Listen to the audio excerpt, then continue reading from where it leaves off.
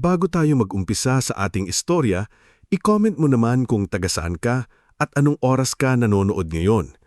Malay mo, may kapareho kang nanonood mula sa probinsya, sa ibang bansa, o habang tahimik ang buong bahay at ikaw na lang ang gising.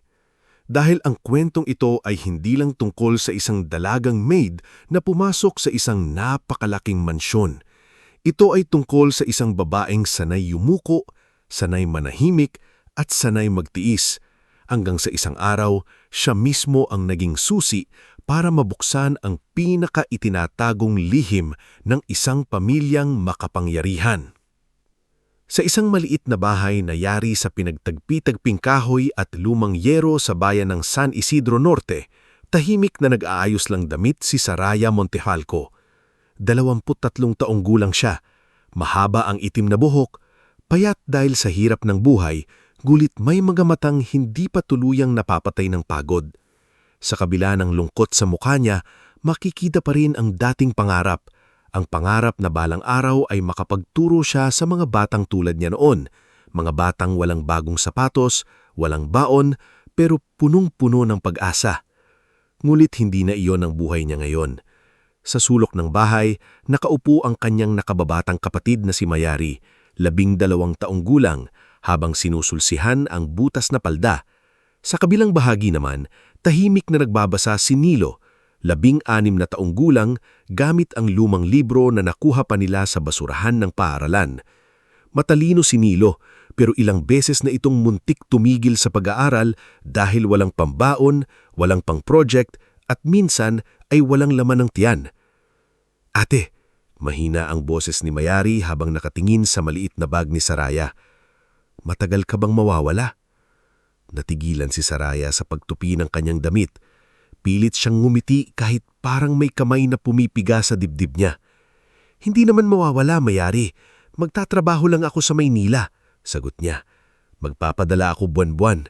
Ikaw, mag-aral ka ng mabuti. Huwag mong papabayaan si Kuya Nilo mo." Suminghot si Mayari. "Pero wala na si nanay, tapos aalis ka pa." Doon halos mabasag ang puso ni Saraya. 2 buwan pa lang mula nung pumanaw ang kanilang ina, si Aling Nerissa, matapos ang mahabang pakikipaglaban sa sakit sa baga. Bago ito mamatay, hawak nito ang kamay ni Saraya at paulit-ulit na sinabing, "Anak, huwag mong isusuko ang mga kapatid mo, pero huwag mo ring kalimutang mabuhay para sa sarili mo." Madaling sabihin iyon, pero mahirap gawin kapag ang laman ng lata sa kusina ay 3 kutsarang bigas na lang. Lumapit si Nilo kay Saraya at iniabot ang isang maliit na sobre. "Ate, eto, naiipon ko to sa pangtutulak ng kariton sa palengke. Pamasahin mo, dagdag." Nang buksan ni Saraya ang sobre, halos maluha siya. May ilang 20, 10 at 5 piso roon. Hindi kalakihan pero alam niyang pinagpawisan iyon ng kapatid niya. "Nilo, dapat ginamit mo na lang to sa school." Umiling ang binata. "Mas kailangan mo. Kapag nakapasok ka na sa trabaho, babalik din naman sa atin lahat, di ba?" Hindi agad nakasagot si Saraya. Sa murang edad, natutunan nilang magkakapatid na huwag mangarap ng sobrang taas dahil mas masakit kapag bumagsak. Pero habang tinitignan niya sina Nilo at Mayari, sinabi niya sa sarili na kahit mapagod siya, kahit mapahiya siya, kahit apihin siya sa Maynila, kakayanin niya. Kinabukasan, bago sumikat ang araw, umalis si Saraya sakay ng lumang bus. Dala niya ang isang bag, ilang damit, larawan ng kanilang ina, at sulat mula sa isang dating kapitbahay na nagrekomenda sa kanya bilang kasambahay sa isang malaking mansyon sa Maynila. Habang umaandar ang bus palayo sa San Isidro Norte, nakita niya sa bintana sina Nilo at Mayari na kumakaway sa gilid ng kalsada. Pilit siyang ngumiti, ngunit nang tuluyan ng mawala sa paningin niya ang mga kapatid, saka lang siya tahimik na umiyak. "Nanay," bulong niya habang pinipisil ang larawan sa bulsa, "babantayan ko sila. Pangako." Pagdating sa Maynila, sinalubong siya ng ingay, usok at dami ng taong tila laging nagmamadali. Ibang-iba ito sa probinsya. Sa San Isidro Norte, kilala ng lahat ang isa't isa. Sa Maynila, kahit masagi ka, minsan walang lumilingon. Ilang oras pa siyang naghintay sa terminal bago dumating ang isang matandang babae na may suot na simpleng bestida at itim na sapatos. "Ikaw ba si Saraya Montefalco?"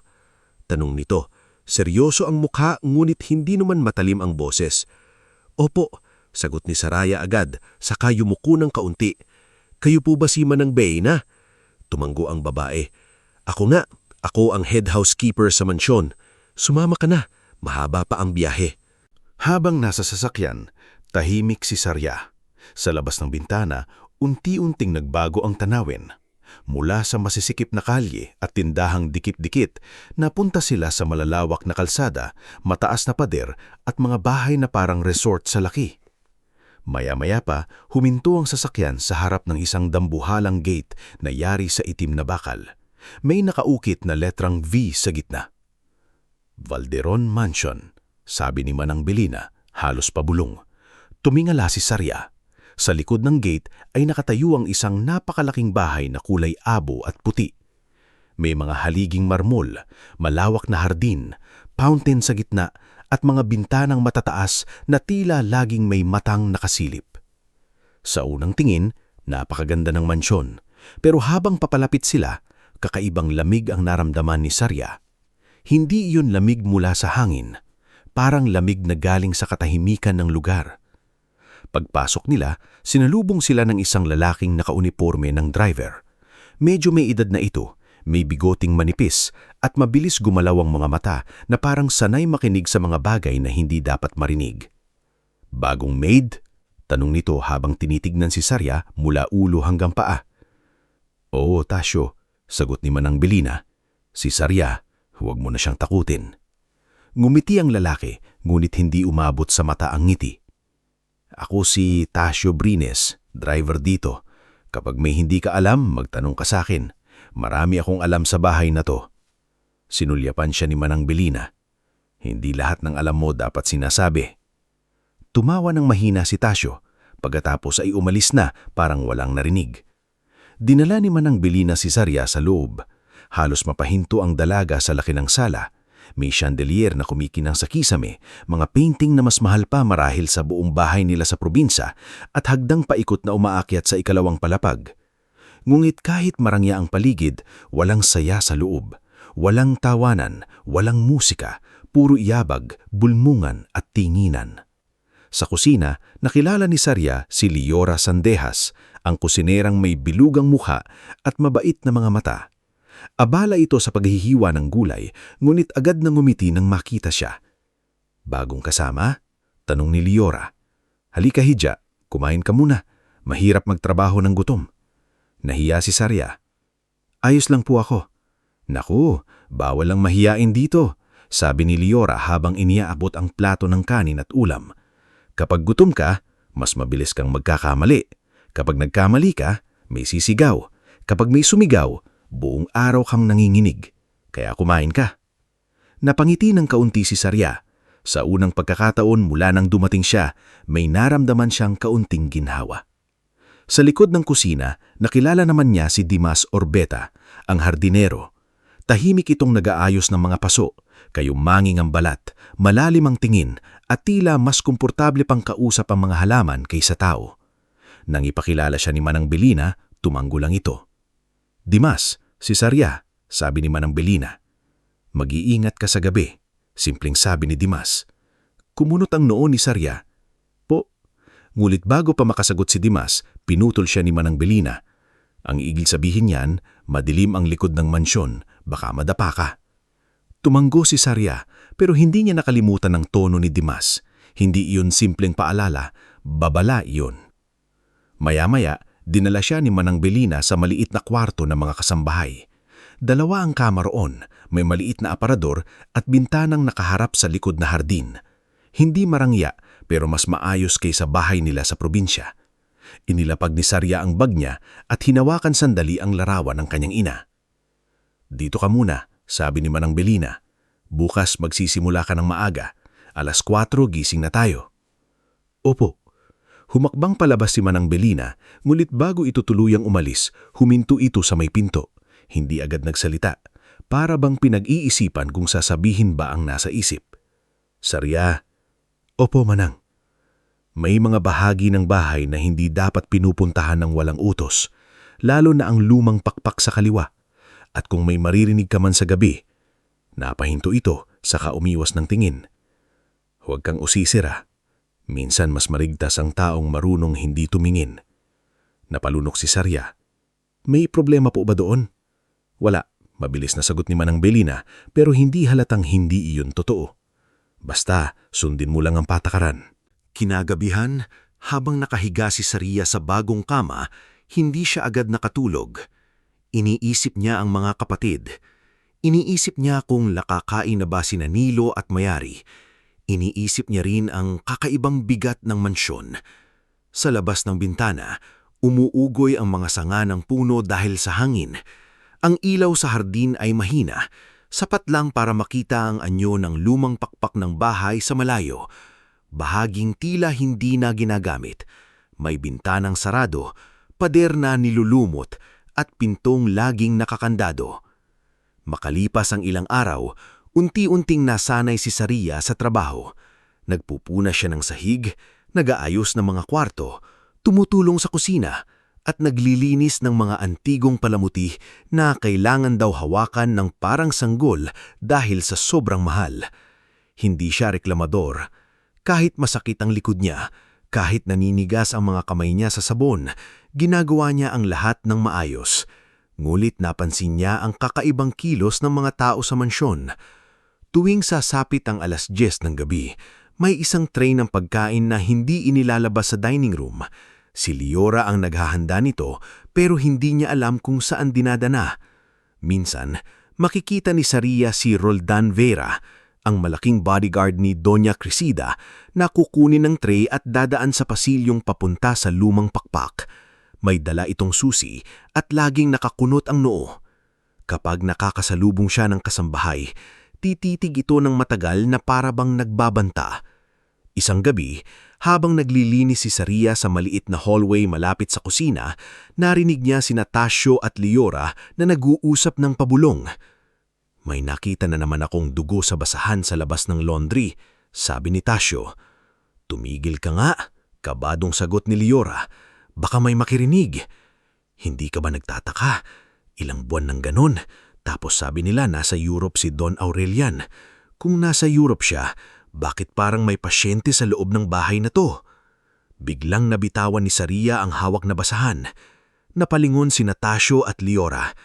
Saglit na nagkatitigan silang tatlo. Wala kang narinig, mabilis na sabi ni Liora, nanginginig ang boses. Sarya, para sa kabutihan mo, wala kang narinig. Bumilis ang tibok ng puso ni Sarya. Don Aurelian. Narinig niya na ang pangalang iyon mula kay Manang Belina. Si Aurelian Valderon, ang tunay na may-ari ng mansyon at ng malaking kumpanyang Valderon Group. Ayon sa opisyal na kwento, nasa ibang bansa ito para magpagamot. Pero bakit may dugo? Bakit may pagkain tuwing gabi? Bakit may bodyguard na dumadaan sa lumang pakpak? Kinabukasan, unang beses niyang nakita ng personal si Doña Crescida Valderon. Pumasok ito sa sala na parang reyna ng isang malamig na kaharian. Nasa edad 50 pataas, laging tuwid ang tindig, maayos ang buhok at may mga alahas na kumikinang sa leeg at kamay. Ngunit ang kanyang mga mata ay matalim, walang init, walang lambing. Kasunod nito si Quenby Rivas, isang babaeng nasa late 20s, may dalang folder at tablet, halatang personal assistant. Maganda si Quenby, ngunit maputla at laging kabado. Belina, tawag ni Doña Crescida. Agad lumapit si Manang Belina. Opo, Doña. Sino ang batang yan?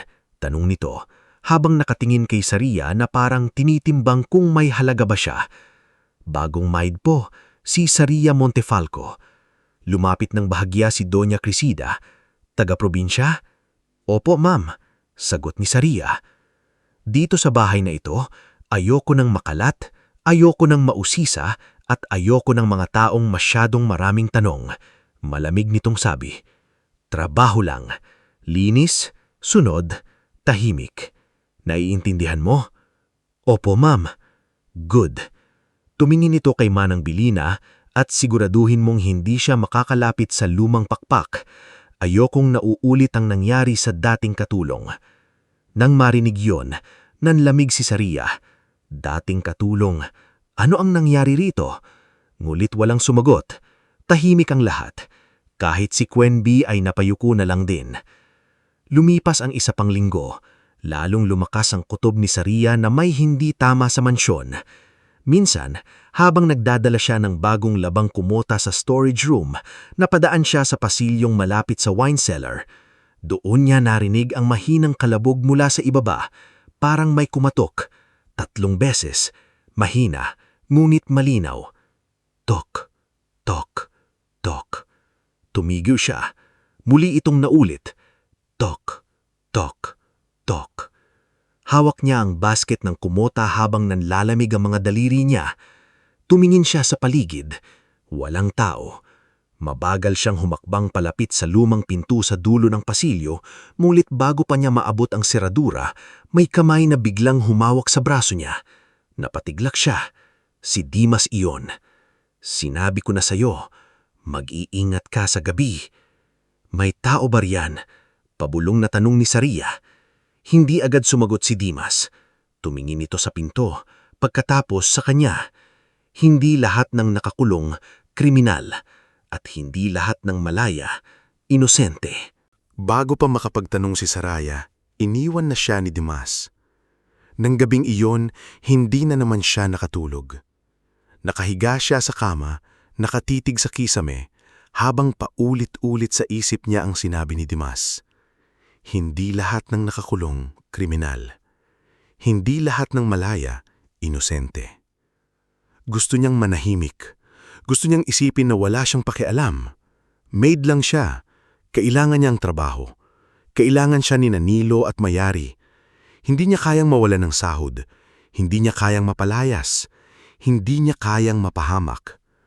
Pero habang pinipilit niyang pumikit, naalala niya ang ina niyang minsang nagsabi, "Anak, ang taong mabuti, hindi kailangang maging mayaman para gumawa ng tama." Kinabukasan, habang naglalabas sa likod ng mansyon, nakita ni Saraya si Roldan na naglalakad papunta sa maliit na tapunan ng basura. May hawak itong puting basahan. Nang ihagis nito sa metal drum at sindihan, saglit na nakita ni Saraya ang pulang bahid sa tela. Dugo. Napaatras siya at muntik nang matapilok sa batong nakausli sa lupa. Buti na lang at nahawakan siya ni Liora. "Anong nakita mo?" kabadong tanong ni Liora.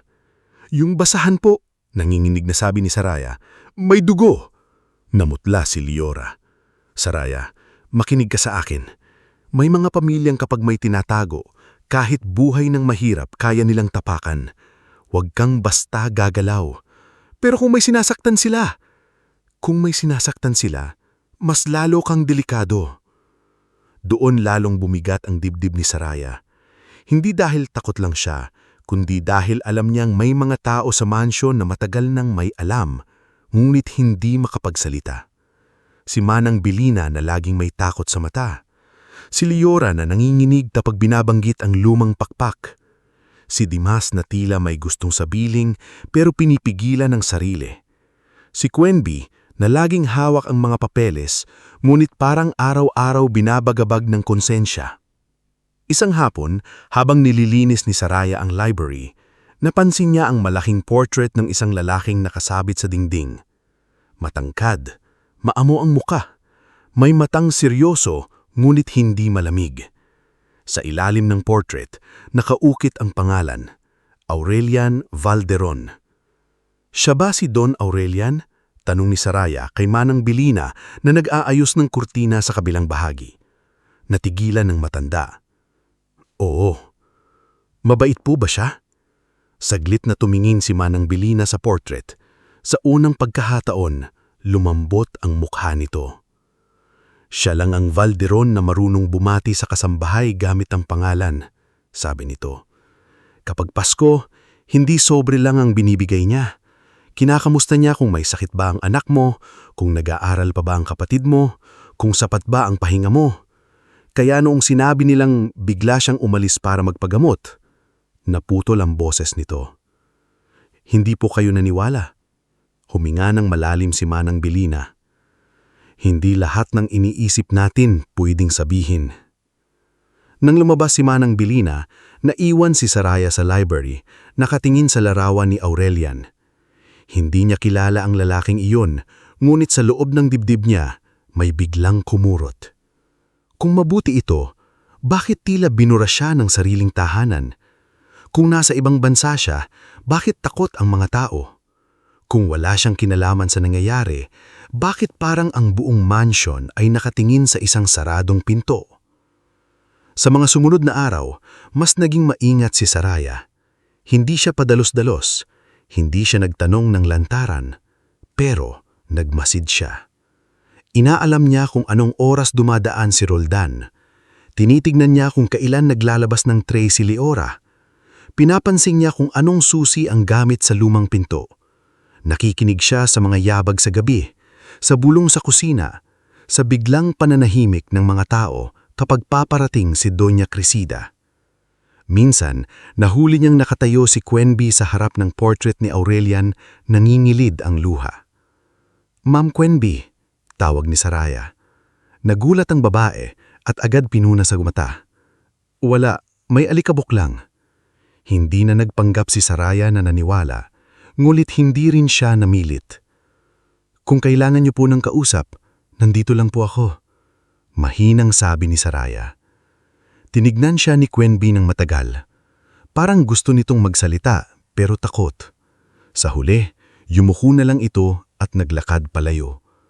Doon mas naintindihan ni Saraya na ang mansyon na iyon ay hindi lang bahay ng mga mayayaman. Isa itong kulungan.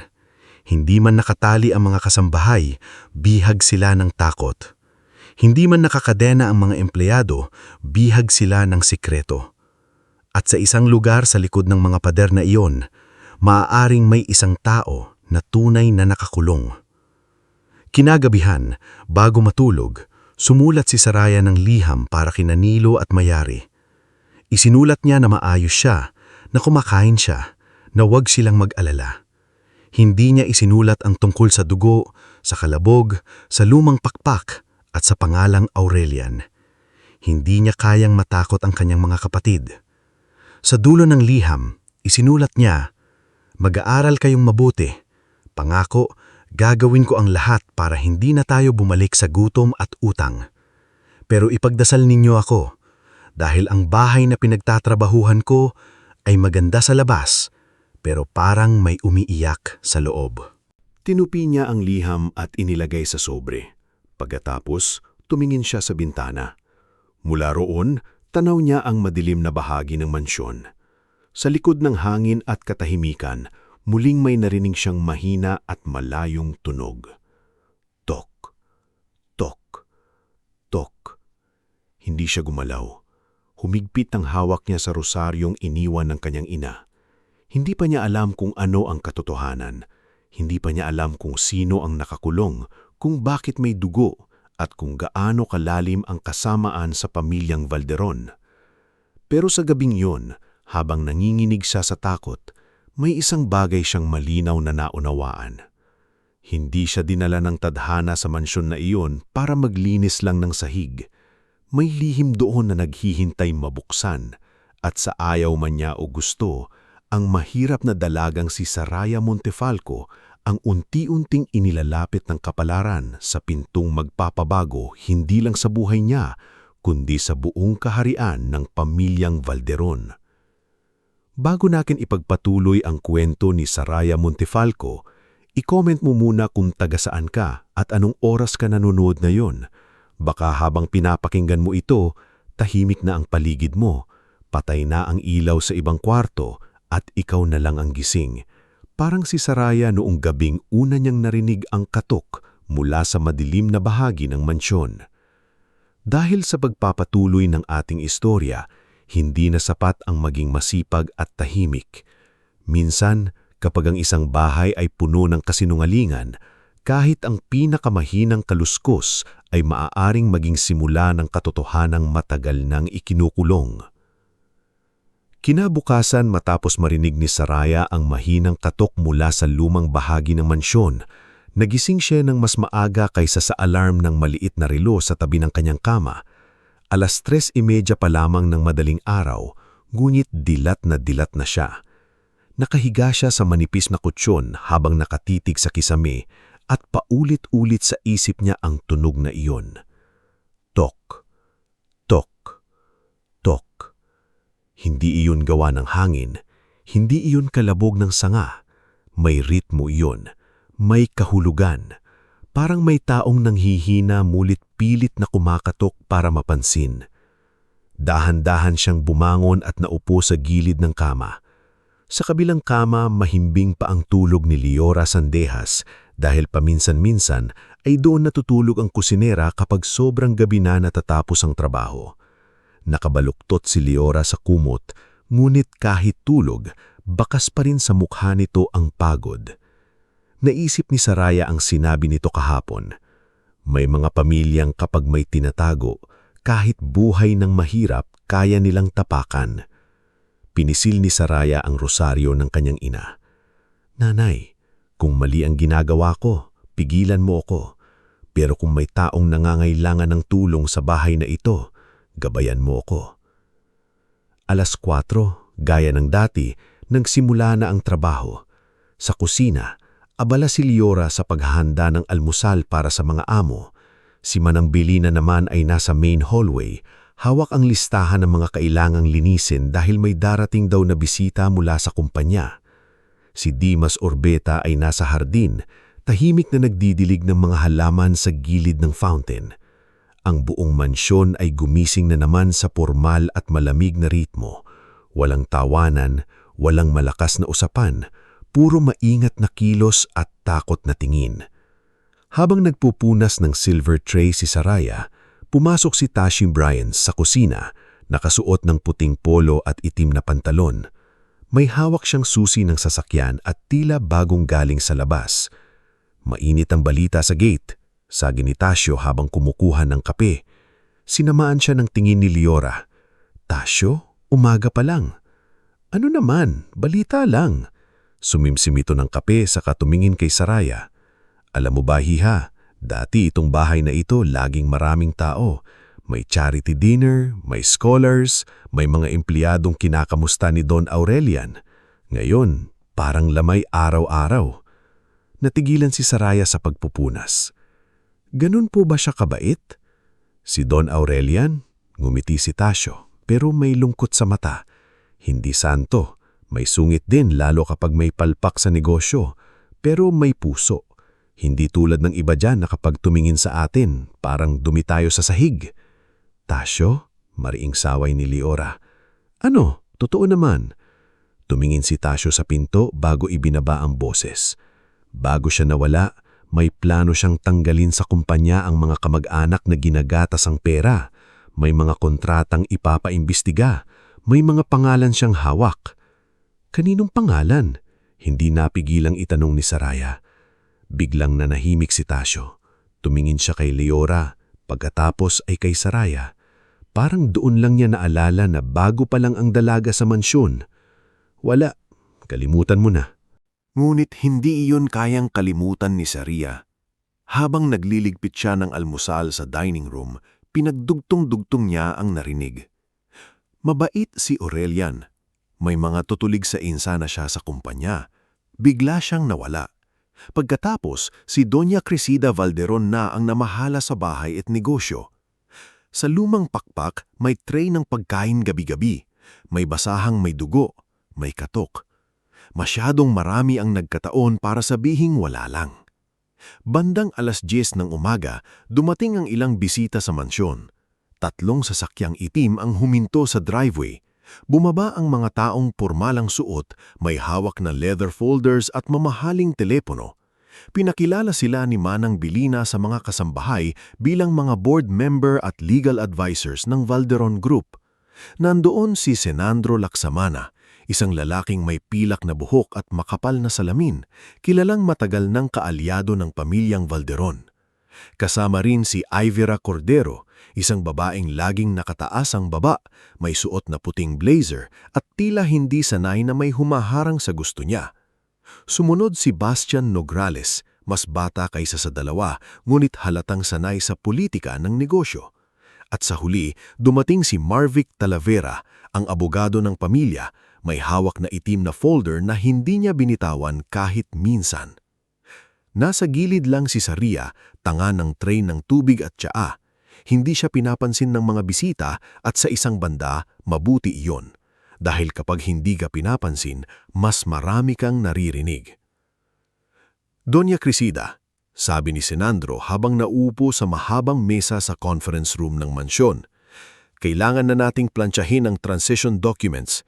Hindi pwedeng habang buhay na acting authority lang ang hawak ninyo.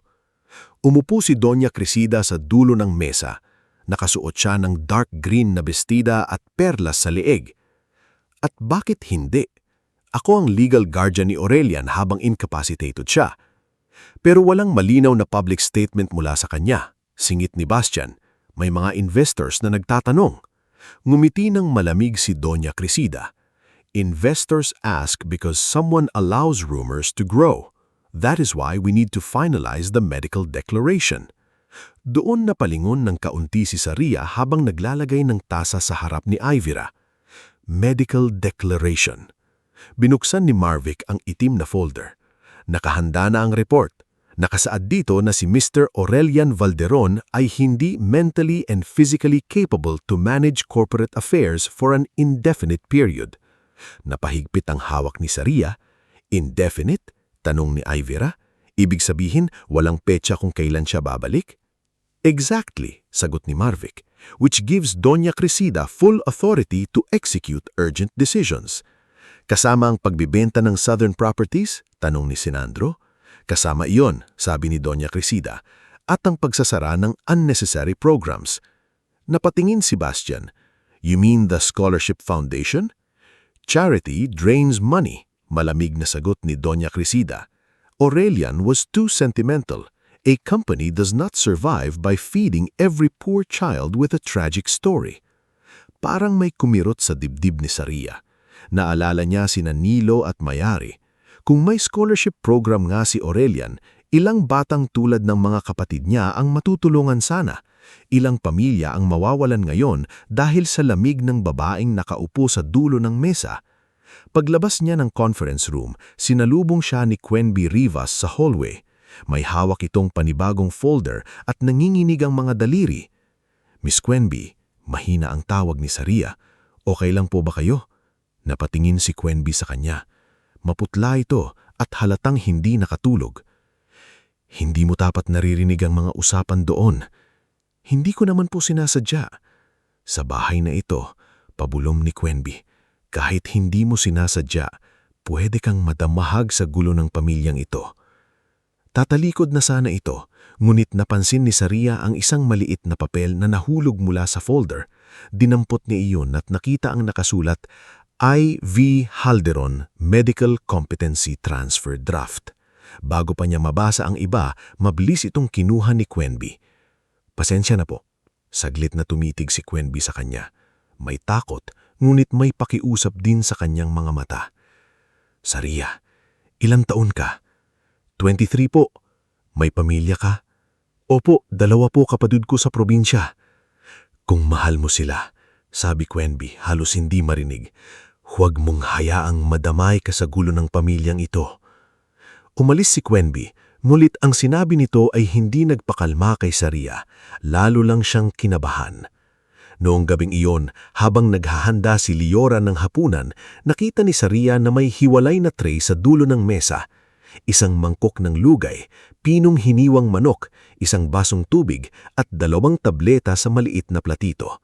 Hindi iyon pagkain ng mga amo, hindi rin iyon pagkain ng kasambahay. Para kanino po yan? Tanong ni Saria kahit alam niyang mapapagalitan siya. Natigilan si Liora. Huwag mong itanong. Manang Liora, may sakit po ba sa bahay? Sinabi ko nang huwag mong itanong. Ngunit hindi galit ang boses ni Liora. Takot ito. Maya-maya, pumasok si Roldan Vera. Malaki ang katawan, laging nakaitim at may piklat sa kaliwang pisngi. Kinuha niya ang tray nang walang salita. Nang palabas na siya, napalingon ito kay Saria. Bago ka, di ba? Opo, sagot ni Saria, yumuko. Ang mga bago madalas nagkakamaling magtanong. Lumapit ito ng bahagya. Pero dito, ang tanong minsan, huling pagkakamali na. Nang makaalis si Roldan, nanginginig ang kamay ni Saria. Si Liora naman ay napaupo sa silya. "Bakit po kayo nananatili rito kung takot na takot kayo?" tanong ni Saria. Napatingin si Liora sa kanya at biglang namula ang mata nito. "Dahil may anak akong may sakit. Dahil kailangan ko ng trabaho. Dahil kapag mahirap ka, hindi ka basta-basta nakakaalis sa lugar na nagpapakain sa iyo kahit nilalamon ka na rin nito." Hindi na nakapagsalita si Saria dahil iyon mismo ang dahilan kung bakit naroon siya. Lumipas ang ilang araw na parang mas bumigat ang hangin sa mansyon. Dumating ang balita na may malaking pagtitipon sa susunod na linggo. Dadalo ang mas maraming board members, investors at ilang malalapit na kaibigan ng pamilya.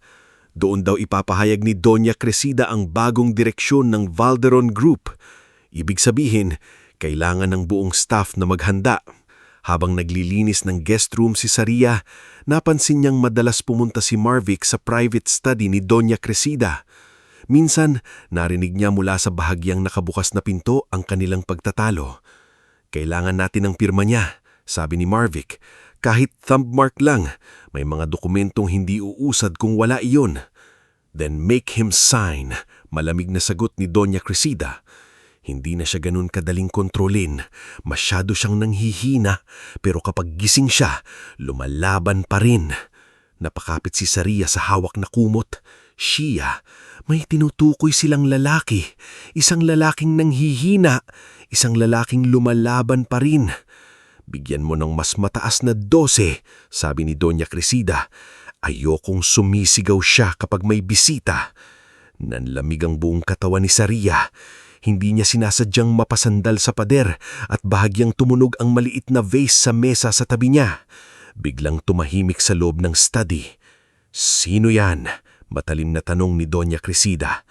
Mabilis na dumiretso si Saria sa hallway, bitbit ang basket ng linen. Pinigilan niya ang sarili na tumakbo dahil mas lalo siyang paghihinalaan. Pagdating niya sa dulo ng pasilyo, sinalubong siya ni Manang Belina. "Anong nangyari?" pabulong nitong tanong. "Manang, may tao po silang pinipilit pirmahan. May binibigyan po sila ng gamot." Namutla si Manang Belina. Hinawakan nito ang braso ni Saria at dinala siya sa linen room. Doon, isinara nito ang pinto. "Makinig ka sa akin," sabi ni Manang Belina, mahina ngungit madiin. "Hindi ka pwedeng basta magsalita. May nauna na sayo." "Yung dating katulong po?"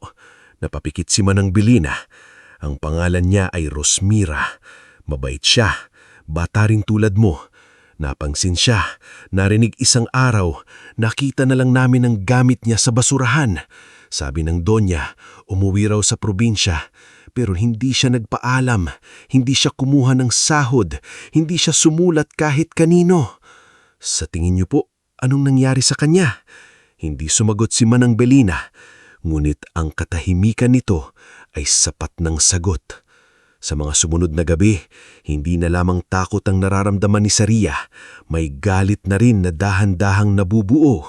Galit na hindi padalos-dalos, kundi galit na tahimik, mabigat at maingat. Galit para kay Rosmira. Galit para sa taong kumakatok sa dilim. Galit para sa mga kasambahay na piniling manahimik dahil walang kakampi. Dumating ang gabi ng malaking pagtitipon. Nagningning ang mansyon sa ilaw, bulaklak, mamahaling pagkain at mga taong nakangiti na parang walang bahid ng kasamaan ng bahay. Habang naglilingkod si Saria ng alak at hors d'oeuvres, narinig niya ang tawanan ng mayayamang bisita. Pinag-uusapan ng pagbibenta ng lupa, pagsasara ng programang pang-edukasyon at pagpapalawak ng negosyo sa ibang bansa. Sa gitna ng sala, itinaas ni Doña Crescida ang baso. Sa bagong simula ng Valderon Group, isang kumpanyang hindi na paluluhuin ng kahinaan, awa at lumang sentimentalidad. Nagpalakpakan ng ilan. Ngumit sa gilid, nakita ni Saria si Quenby na halos mapaiyak habang hawak ang tablet. Nakita rin niya si Dimas sa labas ng glass doors, nakatingin sa lumang pakpak. Si Leora naman ay hindi mapakali sa kusina, paulit-ulit na hinahalo ang sabaw kahit luto na. Makalipas ang ilang oras, habang abala ang lahat sa pagtitipon, nakita ni Saria si Roldan na palihim na lumabas mula sa kusina dalang tray. Hindi katulad ng dati, may kasama siyang maliit na itim na bag. Sumunod sa kanya si Marvick hawak ng folder ng mga dokumento. Bumilis ang tibok ng puso ni Saria. Ito na yon. Kung may pinapapirmahan sila, kung may binibigyan sila ng gamot para hindi makasigaw, maaring ngayong gabi nila ito gagawin habang natatakpan ng ingay ng parte. Lalakad siya patungo sa hallway, kunwari ay magdadala ng maruming baso.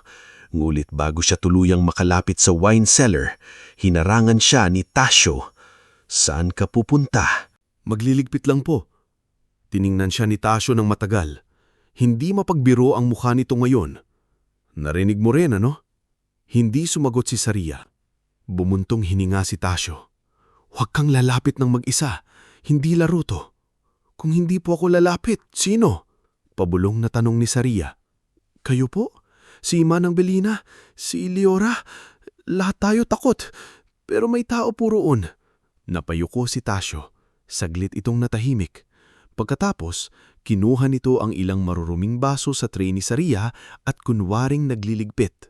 May likod na daan papunta sa lumang pakpak. Bulong niya. Hindi sa wine cellar, sa garden shed, pero nakakandado iyon. Sinong may susi? Dimas. Sa gabing iyon, habang tumatawa ang mga bisita at nagpapalakpakan sa loob ng mansyon, tahimik na hinanap ni Saria si Dimas sa hardin.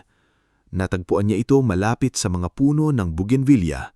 Hawak ang gunting na panghalaman, ngulit ang tingin ay nakatuon sa madilim na gilid ng bahay. Kuya Dimas, sabi ni Saria, halos hingal sa kaba. Kailangan ko po ng tulong. Hindi na nagulat si Dimas. Para bang matagal na nitong hinihintay na sabihin niya iyon. Alam mo bang kapag binuksan mo ang pintong hinahanap mo? Sabi nito. Hindi na babalik sa dati ang buhay mo? Opo, sagot ni Saria, bagamat nanginginig ang boses. Pero kung hindi ko bubuksan, baka may mamatay. Matagal siyang tinitigan ni Dimas. Pagkatapos, mula sa bulsa nito, inilabas ang isang maliit at lumang susi. Hindi ngayong gabi, sabi nito. Maraming tao, maraming mata, pero simula ngayon, magmamasid tayo ng tama. Aalamin natin ang oras, ang bantay, ang gamot, ang labasan. Kung may ililigtas tayo, hindi pwedeng tapang lang, kailangan plano.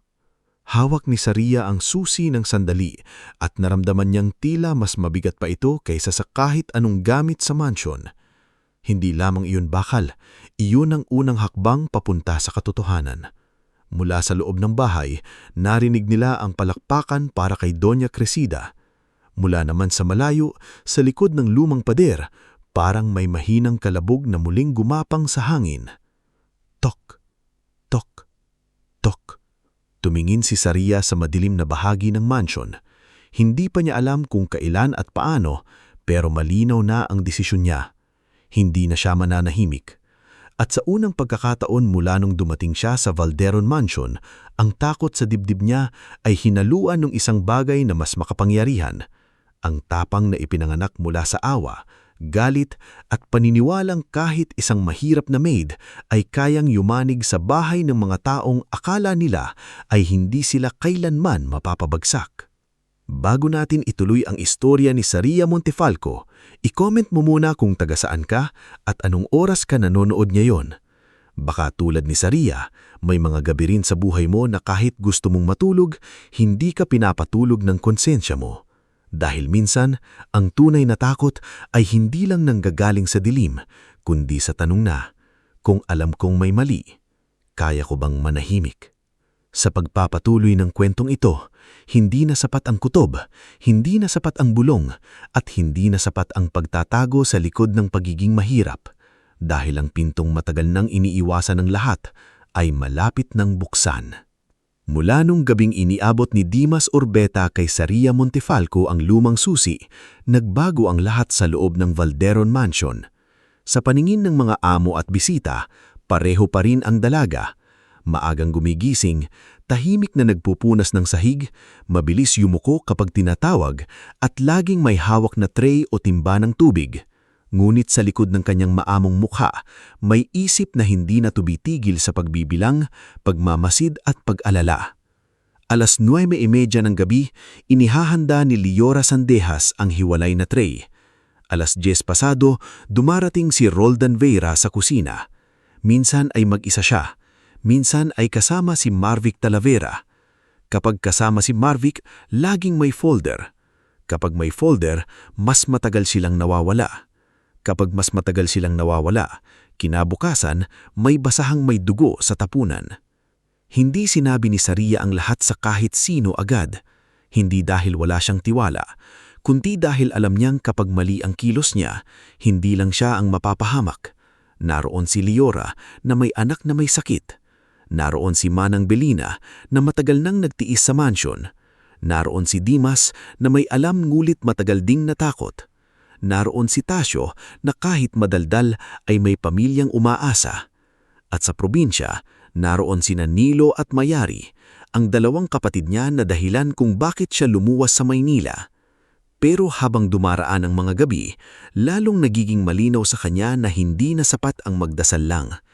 Isang madaling araw, matapos makaalis si Roldan sa lumang pakpak, tinawag ni Dimas si Saria sa likod ng garden shed. Madilim pa noon, at ang tanging ilaw ay nanggagaling sa maliit na bumbilyang nanginginig sa hangin. Naroon din si Liora, balot ang sarili sa syal, manupla. Si Tasio Brines naman ay kunwaring naglilinis ng sasakyan sa di kalayuan, ngunit halatang nakikinig. Ilang sandali pa, dumating si Manang Belina. Mabagal ang lakad, ngunit matatag ang mukha. Hindi na pwedeng magtagal. Pabulong na sabi ni Dimas. Lumaalala ang lagay niya. Si Don Aureliano? Tanong ni Saria. Walang sumagot agad, pero ang pananahimik nila ay kumpirmasyon na. Napahawak si Liora sa bibig niya. Dimas, sigurado ka bang siya nga? Nakita ko siya noon bago siya nawala, sagot ni Dimas. At 2 gabi na ang nakalipas, nang naiwan ni Roldan na bahagyang bukas ang pinto, nakita ko ang mukha niya sa loob. Payat na payat, sugatan. Pero siya iyon. Napapikit si Manang Belina. Parang may matagal na niyang kinatatakutan na tuluyan nang naging totoo. Diyos ko, bulong niya. Ilang buwan siyang nandyan? Mahigit 6 na buwan, sagot ni Dimas. Baka higit pa. Parang binuhusan ng malamig na tubig si Saria. 6 na buwan? Habang ang lahat ay kumakain sa itaas, may taong nakatali sa ilalim ng mansyon. Habang nagpapanggap si Doña Crescida na nag-aalala sa pamangkin, mismong pamangkin pala niya ang ikinukulong niya sa sarili nitong bahay. Kailangan nating magsumbong sa pulis, sabi ni Saria. Napailing si Tasio na lumapit na rin sa kanila. Hindi ganun kadali. May kilala si Doña Crescida sa presinto. Kapag nagsumbong tayo ng walang ebidensya, baka bago pa makarating ang pulis, mailipat na nila si Don Aurelian. O mas masahol, patahimikin na siya. May doktor na pwedeng tumulong, sabi ni Manang Belina matapos ang ilang sandali. Si Dr. Yuvandro Mirasol, dating personal na doktor ng pamilya. Tinanggal siya ni Doña Crescida dahil tumangging pumirma sa medical report na hindi niya nakita ang pasyente. Alam niyo po kung saan siya mahahanap? Tanong ni Saria. Tumanggo si Manang Belina. May maliit siyang klinik sa Santa Corazon, pero kailangan muna nating mailabas si Don Aurelian ng buhay. Sa sandaling iyon, tumingin silang lahat sa lumang susi na hawak ni Dimas. Maliit lang yon, kalawangin at tila ordinaryo. Pero iyon ang tanging bagay na maaaring maghiwalay sa buhay at kamatayan ng taong nasa likod ng pader. Sa loob ng sumunod na linggo, naging maingat ang bawat galaw nila. Hindi sila basta nag-usap sa kusina, hindi sila nagtagpo ng sabay-sabay, gumamit sila ng simpleng senyales. Kapag may pulang basahan sa likod ng garden shed, ibig sabihin ay kasama ni Roldan si Marvic. Kapag puting basahan, mag-isa si Roldan. Kapag walang basahan, delikado ang paligid. Si Liora ang nagmasid sa gamot. Napansin niyang tuwing may itim na bag si Roldan, may kakaibang amoy ang tray. Matapang, parang gamot na pampatulog. Hindi siya doktor, pero may anak siyang matagal ng ginagamutan, kaya alam niya ang amoy ng ilang gamot. Isang gabi, habang walang nakakitingin, pinalitan niya ang isang tableta ng kaparehong hugis na bitamina mula sa gamot ng anak niya. Nanginginig ang kamay niya habang ginagawa iyon. Patawarin mo ako, Lord, pero kung pampahina ito sa kanya, ayoko nang madagdagan. Si Tasyo naman ang bidmasid sa schedule ni Doña Crescida. Nalaman niyang sa darating na Biyernes ng gabi, pupunta ang Doña sa isang private dinner kasama sina Sinandro, Ivera, Bastian at Marvic upang pag-usapan ang final transfer papers. Ibig sabihin, maaaring wala si Marvic sa mansyon. Roldan na lang ang pangunahing bantay. Si Manang Belina naman ang naghanda ng plano sa loob ng bahay. Alam niya kung aling hallway ang walang CCTV, aling pinto ang hindi umiingay kapag binuksan, at anong oras nagpapalit ang mga bantay sa gate. Ilang dekada siyang nagtrabaho sa mansyon. Kahit takot siya, kabisado niya ang bawat sulok nito. Si Dimas naman ang bahala sa likod na daan. Nilinis niya ang masukal na bahagi sa likod ng garden shed, niayos ang lumang bisagra ng maliit na pinto, at naghanda ng kariton na ginagamit niya sa pagdadala ng lupa at pataba. Sa ilalim ng mga sako, may malinis na kumot at ilang damit. Si Saraya naman ang naging gitna ng lahat. Hindi dahil siya ang pinakamalakas, kundi dahil siya ang may pinakamatibay na dahilan para huwag umatras.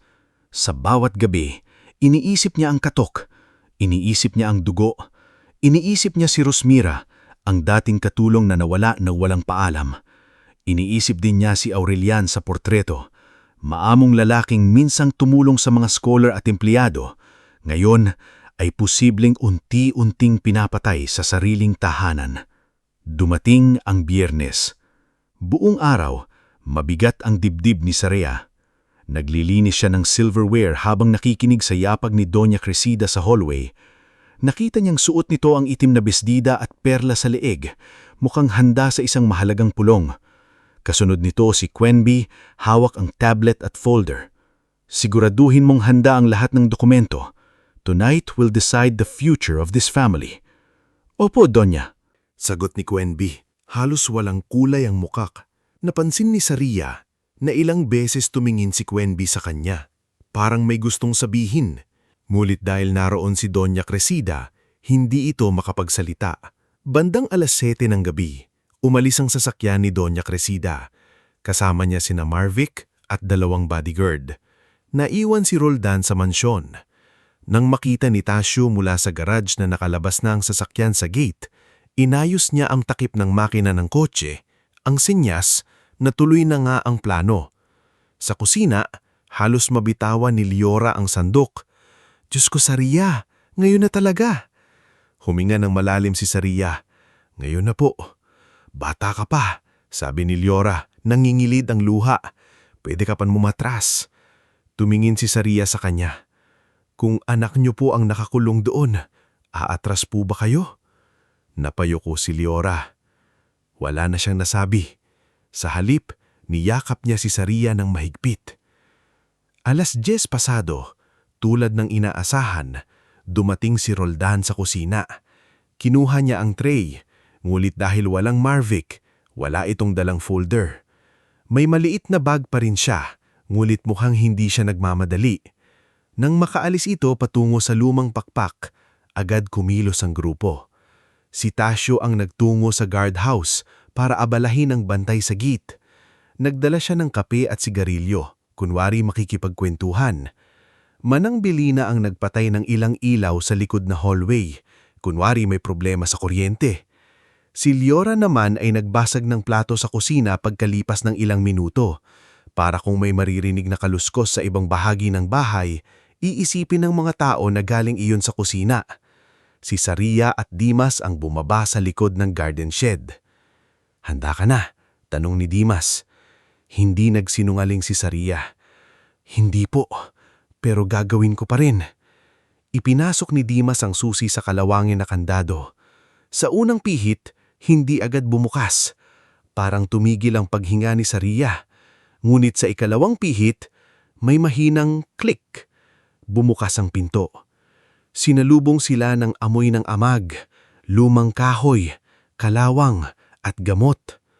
Makitid ang daanan pababa, gawa sa bato, at basa ang ilang bahagi. Hawak ni Dimas ang maliit na flashlight, habang si Saria ay may dalang kumot, tubig at maliit na kutsilyong galing sa kusina para putulin ng tali. Habang pababa sila, narinig nila ang boses ni Roldan mula sa loob. "Uminom ka na," mariing sabi nito. "Huwag mo nang pahirapan ang sarili mo." May sumagot na mahinang ungol. Napahinto si Saria. Nanginginig ang tuhod niya pero pinilit niyang manatiling tahimik. "Pirmahan mo na kasi kapag bumalik si Attorney Marvick," dagdag ni Roldan. "Matagal ka ng talo." May mahinang boses na sumagot. Paos, halos hangin na lang. "Cressida will never own what my father built." Nanlaki ang mata ni Saria. Siya iyon. Buhay siya.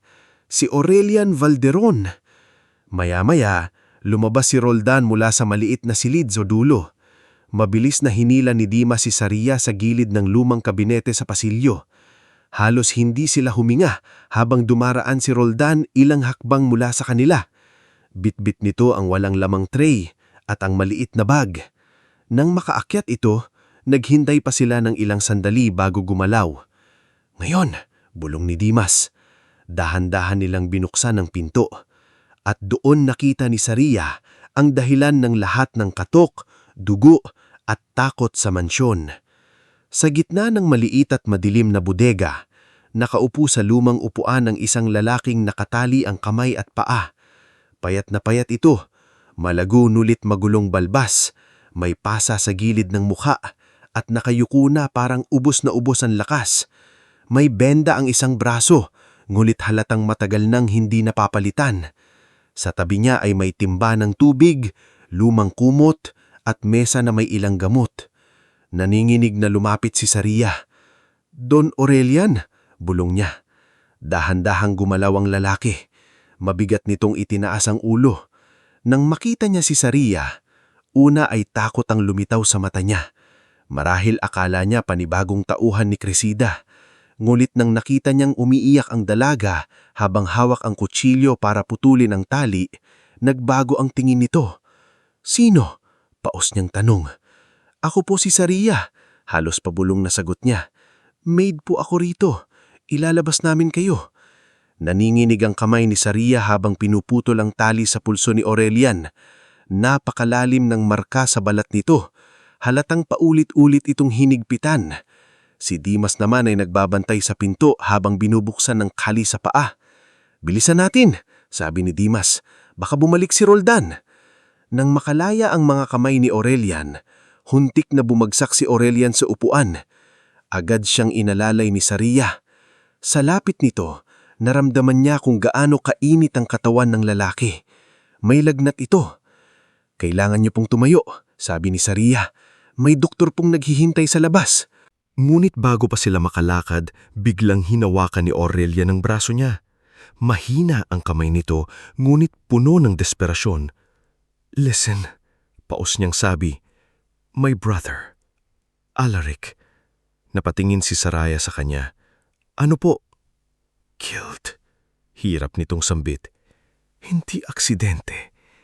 Cressida, Marvick, they covered it up." Parang tumigil ang puso ni Saraya. "Pinatay po nila ang kapatid ninyo?" Tumulo ang luha sa gilid ng mata ni Aurelian. "Alaric found the accounts, hidden transfers, fake charities. He was going to expose them. Then, car crash. But it was not a crash." Napahawak si Saraya sa bibig niya. Akala niya ang lihim ay ang pagkakakulong lang kay Aurelian. Hindi pala. Mas malalim, mas madugo. May patay na, may pamilyang pinatay para sa pera at kapangyarihan. May narinig silang yabag sa taas. "May pumabalik," sabi ni Dimas. Nagmadali silang buhatin si Aurelian. Halos hindi makatayo ang lalaki. Isang braso nito ang inakbay kay Dimas habang ang isa naman ay hawak ni Saraya. Bawat hakbang pababa sa pasilyo ay tila isang taon sa kaba. Habang papalapit sila sa likod na pinto ng mansyon, narinig nila ang sigaw ni Roldan mula sa itaas. "Hoy! Sino yan?" Tumakbo ang kaba sa buong katawan ni Saraya, pero hindi na sila pwedeng huminto. "Saraya! Bilis! sigaw ni Dimas. Paglabas nila sa garden shed, nandoon si Liora dala ang kumot at si Manang Belina na umiiyak habang nakahawak sa dibdib. Sa di kalayuan, narinig nila ang ingay ni Tasyo sa guardhouse. Sinadya niyang paandarin ang makina ng isang lumang sasakyan ng paulit-ulit para takpan ang gulo. "Dito," sabi ni Dimas, itinuro ang kariton.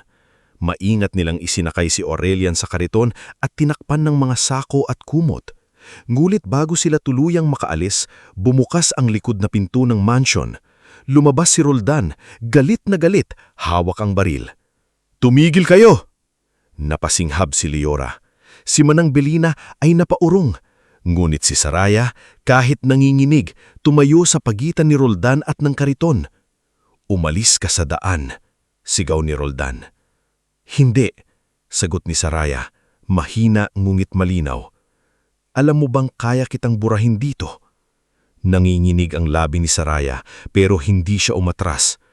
"Kung papatayin niyo ko, mas lalong may magtatanong kung bakit. Hindi na po kayo makakapagtago habang buhay." Mula sa gilid, biglang dumating si Tasyo sakay ng sasakyan. Binangga niya nung bahagya ang isang malaking paso malapit kay Roldan, dahilan para mapaatras ito at mawalan ng balanse. Sinamantala iyon ni Dimas para itulak ang kariton palabas ng likod na gate na dati na niyang niluwagan. "Takbo!" sigaw ni Tasyo. Hindi literal na tumakbo si Aurelian dahil wala na itong lakas, pero tumakbo ang buong kapalaran nila palabas ng mansyon na iyon. Sa dilim ng gabi, sa likod ng mga puno at pader, itinakas nila ang lalaking akala ng lahat ay nasa ibang bansa. Dinala nila si Aurelian sa maliit na klinik ni Dr. Yuvandro Mirasol sa Santa Corazon.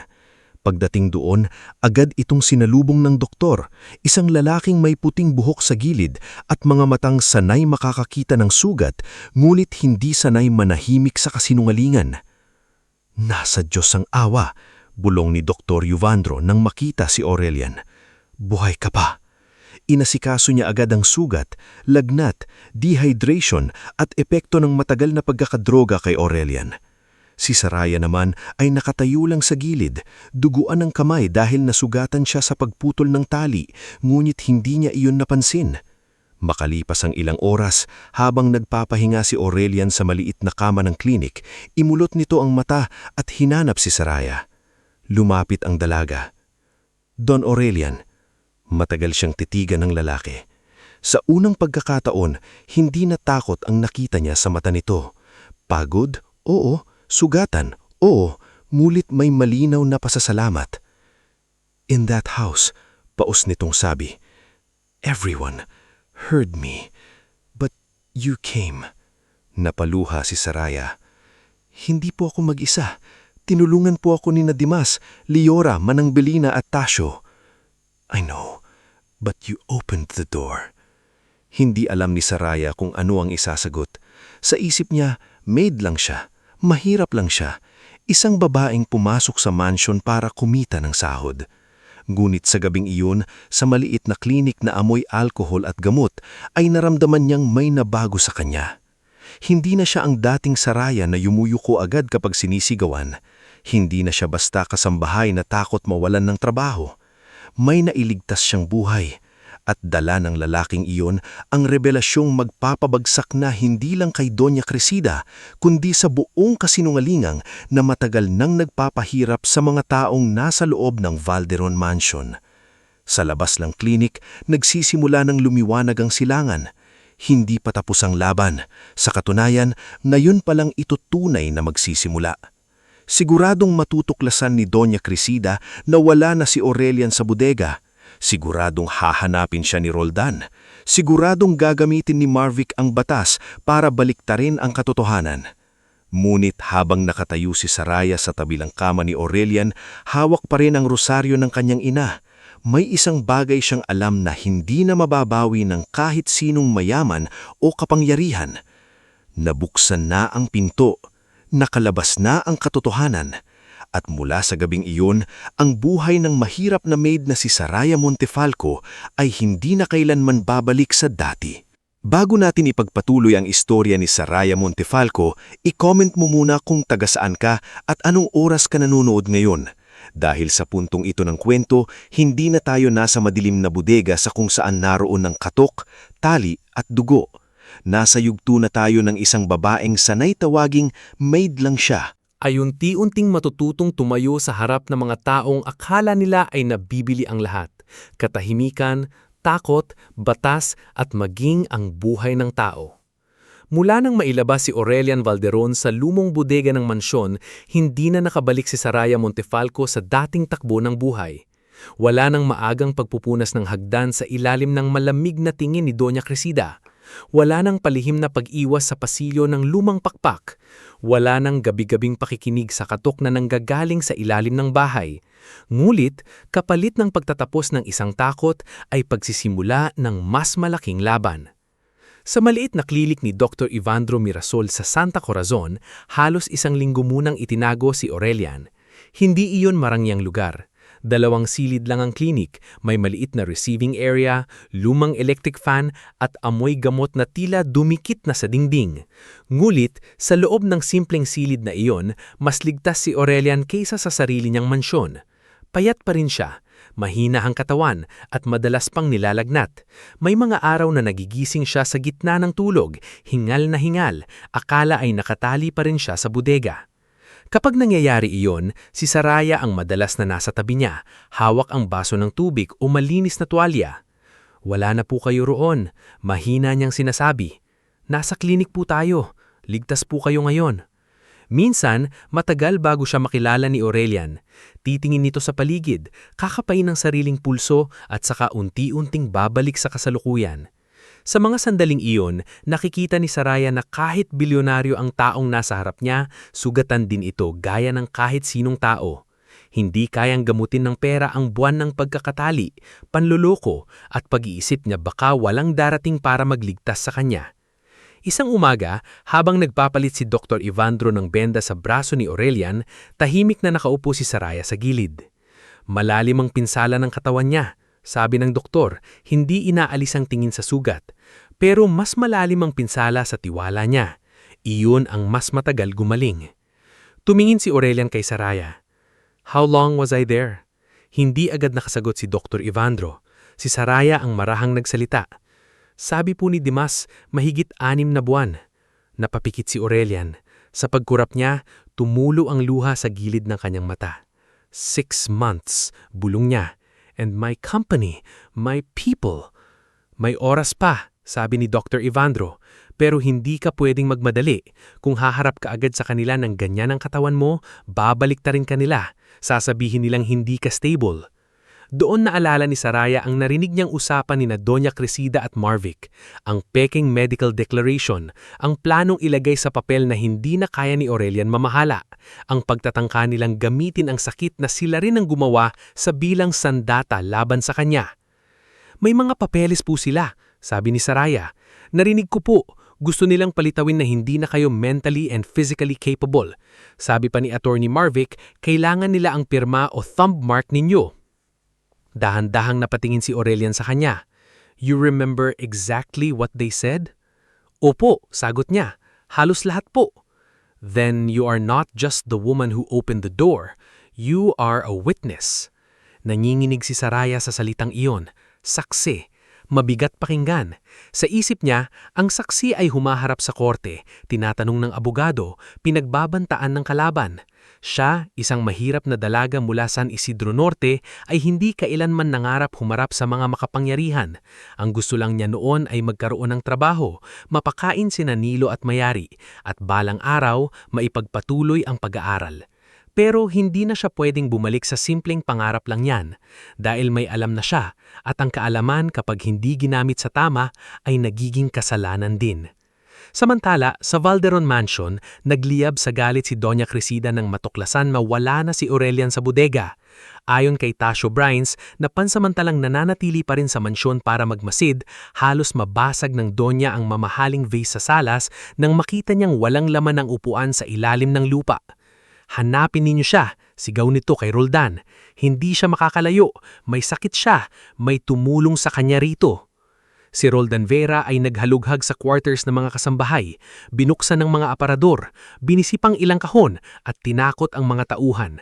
Ngunit nang tanungin si Manang Bilina, Leora at Dimas, pare-pareho silang nagkunwaring walang alam. Si Leora ay umiiyak ng totoonan, hindi dahil sa takot lamang, kundi dahil alam niyang na kapag nahuli sila, baka hindi na niya makita ang anak niyang may sakit. Si Manang Bilina naman ay nakatayo ng tuwid, kahit nanginginig ang mga tuhod niya. "Matanda na ako, Roldan," sabi niya nang lapitan siya nito. "Kung may alam ako, hindi mo na kailangang takutin. Pero kung wala, kahit barilin mo ako, wala akong mailalabas." Si Dimas naman ay nanatiling tahimik. Nakapikit lang habang sinisigawan siya ni Roldan na parabang sanay na siyang taniman ng takot ngunit hindi na tumutubuan ito. Sa labas ng mansyon, unti-unting nabuo ang maliit na grupo ng mga taong lalaban. Hindi sila makapangyarihan sa paningin ng lipunan. Isang maid, isang kusinera, isang hardinero, isang matandang kasambahay, isang driver, isang tinanggal na doktor at isang bilyonaryong halos wasakin ng sariling kadugo. Ngunit bawat isa sa kanila ay may hawak na piraso ng katotohanan.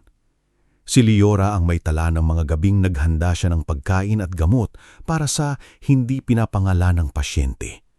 Sa una, akala niya walang silbi ang maliit niyang notebook kung saan sinusulat niya ang kitchen supplies, ngunit doon pala nakalista ang petsa, oras at dami ng pagkain na hindi napupunta sa dining room. Si Dimas naman ang may alam sa likod na daan, sa kandadong ginamit at sa ilang beses niyang nakita si Roldan na bumababa sa lumang pakpak. May nakuha rin siyang lumang CCTV backup mula sa garden shed. Malabo ang video, ngunit makikita roon ang pagpasok ni Roldan at Marvic sa bahagi ng bahay na sinasabing hindi na ginagamit. Si Manang Bilina naman ang may pinakamabigat na alaala. Ang gabi bago mamatay si Alaric Valderon, ang kapatid ni Aurelian. Narinig daw niya noon ang pagtatalo ni Alaric at Doña Cresida sa library. Hindi niya naintindihan lahat, ngunit malinaw sa kanya ang sinabi ni Alaric. "Auntie, kapag hindi mo isinoli ang perang kinuha mo sa foundation, ako mismo ang magdadala nito sa board." Kinabukasan, namatay si Alaric sa tinatawag na aksidente sa sasakyan. Habang pinakikinggan ni Saria ang mga pira-pirasong katotohanan iyon, lalong bumigat ang kanyang loob. Hindi lang pala si Aurelia ng biktima, pati ang mga scholar, empleyado, mga pamilyang umaasa sa foundation at mismong alaala ni Alaric ay ninakawan. "Hindi natin kaya ito ng tayo lang," sabi ni Dr. Ivandro isang gabi habang nakapalibot sila sa maliit na mesa sa klinik.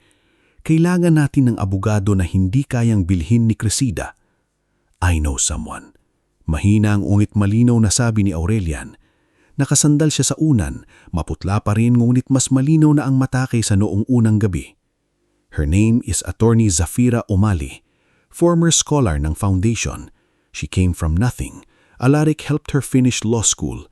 If she knows what happened, she will come. Hindi nag-aksaya ng oras si Dr. Ivandro. Gamit ang lumang contact number, nakipag-ugnayan siya kay Attorney Zafira. Kinabukasan ng hapon, dumating ang abogado sa klinik. Matangkad, kayumanggi, maiksi ang buhok, simple ang suot, ngunit may tindig na hindi madaling takutin. Pagpasok niya sa silid at makita si Aurelian, natigilan siya. "Sir Aurelian," halos pabulong niyang sabi, "they told everyone you were in Switzerland." Aurelian gave a faint smile. "I was somewhere colder." Napuno ng luha ang mata ni Attorney Zafira, ngunit mabilis niyang pinigilan. Lumapit siya, inilapag ang bag sa mesa at tumingin kay Saria. "You must be Saria." "Opo, attorney." "I heard you pulled him out." "Hindi po ako mag-isa." "But you started it," sagot ni Zafira. "Remember that. People like Cresida survive because everyone waits for someone braver to move first." Sa mga sumunod na linggo, nagsimula ang mahabang paghahanda. Hindi ito tulad ng mga drama sa pelikula na isang araw lang ay tapos na ang kaso. Dito, bawat ebidensya ay kailangang itago, kopyahin, patunayan at ilagay sa tamang kamay. Pinayuhan ni Attorney Zafira si Aurelian na huwag munang lumabas sa publiko hanggat hindi kumpleto ang medical assessment ni Dr. Ivandro at hindi ligtas ang mga saksi. Kapag lumabas ka agad sa wahos, sabi ni Zafira. Gagamitin nila ang itsura mo laban sa'yo. Sasabihin nilang unstable ka. Sasabihin nilang manipulated ka ng staff. Worse, sasabihin nilang ikaw ang nanakit sa sarili mo. Then what do we do? Tanong ni Aurelian. We build a wall of truth so high they cannot climb over it. Si Saria naman ay nagsimulang turuan ni Aurelian sa pagbabasa ng mga business documents. Sa una, nahihiya siya. Kapag may salitang Ingles na hindi niya maintindihan, namumula siya at ibinababa ang papel. Pasensya na po, sabi niya minsan. Hindi ko po alam ang ibig sabihin nito. Don't apologize for not being taught, sagot ni Aurelian. Magkaiba ang walang alam sa walang kakayahang matuto. Mula noon, tuwing hapon kapag tapos na ang gamutan niya, tinuturuan niya si Saria ng simpleng accounting terms, corporate titles, board resolutions at legal phrases. Si Saria na dati takot humawak ng mamahaling libro sa library, ngayon ay nagbabasa ng kopya ng kontrata at nagmamarka ng pangalan. Unti-unti nang naunawaan kung paano ginamit ni Doña Crescida at Marvic ang mga papeles para pagtakpan ng krimen. May mga gabing napapagod siya. Minsan naiisip niya sina Nilo at Mayari sa probinsya at natatakot na madamay sila. Kaya halos mabitawan niya ang papel nang dumating ang tawag mula sa kapitbahay nila. Saria. Sabi ng kapitbahay sa kabilang linya, may dalawang lalaking nagtanong dito tungkol sa'yo. Hinahanap nila sina Nilo at Mayari. Namutla si Saria. Agad siyang lumapit kay Dr. Yevandro at Attorney Zafira. Hindi na sila nag-atubili. Sa tulong ni Aurelian, pinalipat sina Nilo at Mayari sa ligtas na tirahan ng isang dating guro ni Zafira sa Laguna. Hindi alam ng mga bata ang buong detalye, ngunit alam nilang nasa panganib ang ate nila.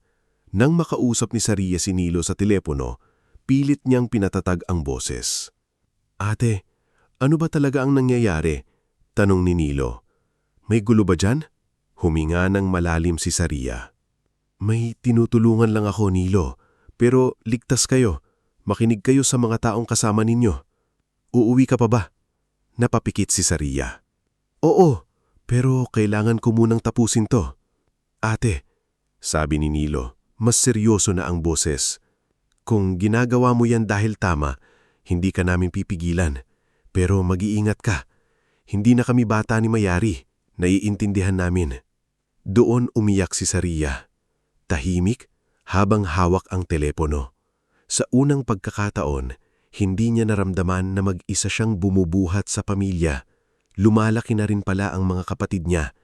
At ang tapang na pinipilit niyang itago sa kanila, unti-unti na ring natututunan ng mga ito. Sa kabilang panig, lalong naging agresibo si Doña Crescida. Naglabas siya ng pahayag sa kumpanya na may mga disgruntled former household staff na nagkakalat ng kasinungalingan. Ipinahanap niya si Saria, Dimas at Liora. Si Marvic naman ay naghanda ng affidavit na nagsasabing ninakaw umano ng ilang kasambahay ang alahas sa mansyon at tumakas. Gagawin nila tayong kriminal, sabi ni Liora habang umiiyak sa klinik. Paano ang anak ko? Paano kung hulihin ako? Hinawakan ni Saria ang kamay niya. Hindi ka namin iiwan. Ano bang laban natin sa kanila? Sa pagkakataong iyon, si Aurelian ang sumagot. Mahina pa rin ang katawan niya, ngunit matibay ang tinig. You have the truth, and this time, I have witnesses who are braver than my board. Dumating ang araw ng emergency board hearing. Pinatawag ito ni Sinandro at Bastian matapos kumalat ang mga bulong na buhay si Aurelian at may anomalya sa transfer documents. Akala ni Doña Crescida, kontrolado pa rin niya ang pulong. Dumating siya sa Valderon Group headquarters na suot ang puting suit, kasama si Marvic at Roldan. Sa conference room, naroon ang mga board members, legal team at ilang piling empleyado. Hindi alam ng karamihan na nasa kabilang silid na si Aurelian, kasama sina Attorney Zafira, Dr. Yevandro, Saria, Dimas, Liora, Manang Belina, Tasio at Quen B. Oo, si Quen B. Nang huling gabi bago ang hearing, nagpakita si Quen B sa klinik. Umiiyak, Bit-bit ang flash drive at ilang kopya ng dokumento. Hindi na raw niya kaya. Siya ang inutusan ni Marvick na ayusin ang pekeng medical declaration. Siya rin ang nakatanggap ng scanned signature na pilit kinuha mula kay Aurelian noong nakakulong pa ito. "Patawarin ninyo ako," iyak ni Quenby. "Takot ako. Sinabi nilang sisirain nila ang pamilya ko kapag nagsalita ako." Hindi siya agad niyakap ni Saria. Hindi agad naging madali ang pagpapatawad. Ngulit lumapit siya at kinuha ang flash drive. "Kung gusto mong bumawi," sabi niya, "magsalita ka. Hindi para sa amin lang, para sa lahat ng natakot." Sa board hearing, nagsimula si Doña Cresida sa malamig at malinis na pagsasalita. "My nephew is unwell," sabi niya. "Any claim that he is hidden or harmed is a desperate attempt by thieves and opportunists to destabilize this company." Tumagod si Marvick, handang ipakita ang medical report. Ngunit bago pa siya makapagsalita, bumukas ang pinto. Bumasok si Atty. Zafira. Kasunod niya si Dr. Evandro, at sa likod nila, mabagal ngunit matibay na pumasok si Aurelian Valderon. Napatayo ang halos lahat. Si Ivira ay napahawak sa mesa. Si Bastian ay hindi makapaniwala. Si Senandro ay namutla. Si Doña Cresida, sa unang pagkakataon, nawalan ng kulay ang mukha. "Aurelian," sabi niya, pilit pinapakalma ang boses. "You should be resting." Tumingin si Aurelian sa kanya. "I rested enough in the room where you tied me." Parang sumabog ang tahimik sa conference room. May napasinghap, may napabulong. Si Marvick ay mabilis na tumayo. "This is outrageous! My client," "Your client," putol ni Atty. Zafira, "is about to be investigated for illegal detention, falsification of medical records, corporate fraud, and obstruction of justice." Pagkatapos, isa-isang pumasok ang mga saksi. Si Dr. Evandro dala ang medical findings, si Quenby dala ang digital copies ng peking dokumento. Si Dimas dala ang CCTV backup. Si Liora dala ang kitchen logbook. Si Manang Belina dala ang salaysay tungkol sa gabing nakipagtalo si Alaric kay Cresida. At si Saria, ang dating maid na halos hindi pinapansin sa hallway, ay pumasok na hawak ang rosaryo ng kanyang ina, ngunit tuwid ang tindig. "Miss Montefalco," sabi ni Atty. Zafira, "pakisabi sa board kung ano ang nakita mo noong gabing inilabas ninyo si Mr. Valderon." Naramdaman ni Saraya ang bigat ng tingin ng lahat. Naroon si Doña Cresida, nakatitig sa kanya na parang gusto siyang durugin. Naroon si Marvick, nakakunot ang noo. Naroon si Roldan, nakakuyom ang kamao. Ngunit hindi na bumalik si Saraya sa takot ng unang gabi sa mansion. Huminga siya ng malalim. "Ako po si Saraya Montefalco," simula niya. "Kasambahay po ako sa Valderon Mansion. Noong una, ang gusto ko lang ay magtrabaho para sa mga kapatid ko. Pero sa loob ng bahay na iyon, may narinig akong katok. May nakita akong dugo. May nakita akong mga tray ng pagkain na dinadala sa lugar na sinasabing bawal puntahan. At noong gabi pong iyon, nakita ko si Don Aurelian Valderon sa loob ng bodega. Nakatali, sugatan, nilalagnat at halos wala ng lakas. Tumulo ang luha sa mata ni Liora. Si Manang Belina ay napayuko. Si Aurelian naman ay nanatiling nakatingin kay Saraya. Tila kinukuhaan ng lakas ang bawat salita nito. "Hindi po ako abogado," dagdag ni Saraya. "Hindi po ako mayaman. Pero alam ko po ang itsura ng taong inaapi. At alam ko po ang pagkakaiba ng kasinungalingan sa katotohanan. Ang katotohanan po, hindi nasa ibang bansa si Don Aurelian Valderon. Nasa ilalim po siya ng sarili niyang bahay. Habang ang mga taong pinagkakatiwalaan niya ay unti-unting kinukuha ang buhay at kumpanya niya, hindi agad nagsalita ang sinuman.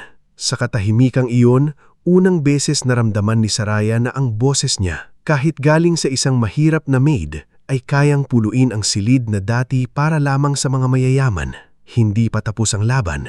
Malayo pa ang korte. Malayo pa ang hustisya. Pero sa araw na iyon, nagsimulang gumuho ang pader na itinayo ni Doña Cresida Valderon sa takot at kasinungalingan, at si Saraya Montefalco, ang babaeng minsang pinagsabihang linis, sunod at tahimik lang, ay naging unang tinig na tunay na nakapagpatahimik sa mga taong akala nila ay hindi sila kailanman pagbabayarin. Bago natin tapusin ang kwento ni Saraya Montefalco, i-comment mo muna kung taga-saan ka at anong oras ka nanonood ngayon.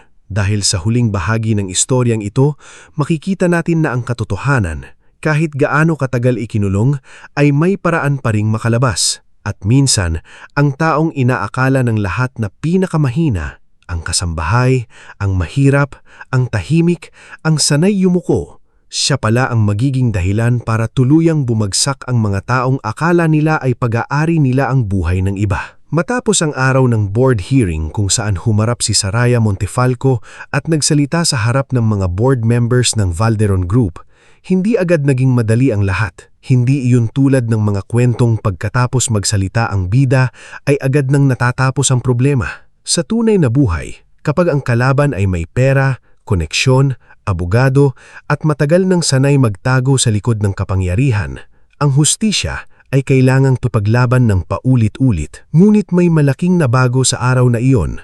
Hindi na nag-iisa si Saraya. Hindi na rin kayang ipagkaila ni Doña Cresida Valderon na buhay si Aurelian Valderon at nakatakas mula sa mismong lugar na ilang buwan niyang itinago. Kumalat sa kumpanya ang balita. May mga empleyadong unang natakot maniwala. Ngunit nang lumabas ang internal report mula kina Attorney Zafira Umali at Dr. Ivandro Mirasol, unti-unti silang nagsalita. May nagpatunay na biglang nawala ang access ni Aurelian sa corporate accounts. May naglabas na email na pinapahinto ni Doña Cresida ang scholarship funds. May dating accounting staff na nagsabing may pondong inilipat sa Peking charities na konektado sa pangalan ni Marvic Talavera. Sa unang linggo matapos ang board hearing, pansamantalang sinuspinde ng board ang authority ni Doña Cresida. Si Aurelian, bagamat hindi pa ganap na magaling, ay legal na kinilalang buhay, may sapat na pag-iisip at biktima ng matinding pang-aabuso. Si Attorney Zafira